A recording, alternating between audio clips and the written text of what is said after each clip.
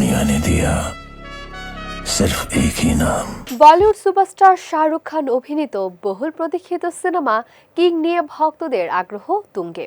সামাজিক যোগাযোগ মাধ্যমে অনেকেই জানতে চাইছেন ছবিটির শুটিং শেষ হয়েছে কিনা। তবে নির্মাতার পক্ষ থেকে জানা গেছে এখনো সিনেমাটির শুটিং শেষ হয়নি। বর্তমানে কিং এর শুটিং পুরো দমে চলছে। প্রায় 150 দিনের শুটিং পরিকল্পনা নিয়ে কাজ এগোচ্ছে এবং আগস্ট মাসে দৃশ্য ধারণ শেষ হওয়ার কথা রয়েছে। এরপর শুরু হবে পোস্ট প্রোডাকশনের কাজ। সবকিছু ঠিক থাকলে 24 ডিসেম্বর ছবিটি মুক্তি পাবে।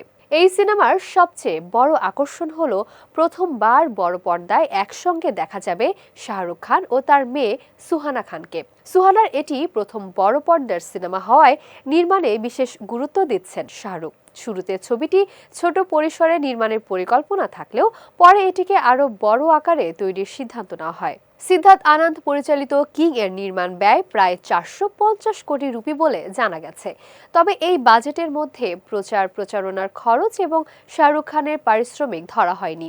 নির্মাতার দাবি, ছবিটিতে আন্তর্জাতিক মানের অ্যাকশন ও অত্যাধুনিক ভিজুয়াল ইফেক্টস ভিএফএক্স ব্যবহার করা হচ্ছে। কিং এ শাহরুখ ও সুহানার পাশাপাশি আরও অভিনয় করছেন দীপিকা পাডুকোন, অভিষেক বচ্চন, রানী মুখার্জি, অনিল কাপুর, জ্যাকি শ্রফ ও খরাজ মুখার্জি। সঙ্গীত পরিচালনার দায়িত্বে রয়েছেন সচিন জিগার। বিগ বাজেট, তারকা বহুল অভিনয় শিল্পী এবং বাবা মেয়ের প্রথম জুটির কারণে ছবিটি নিয়ে দর্শকদের ব্যাপক আগ্রহ তৈরি হয়েছে।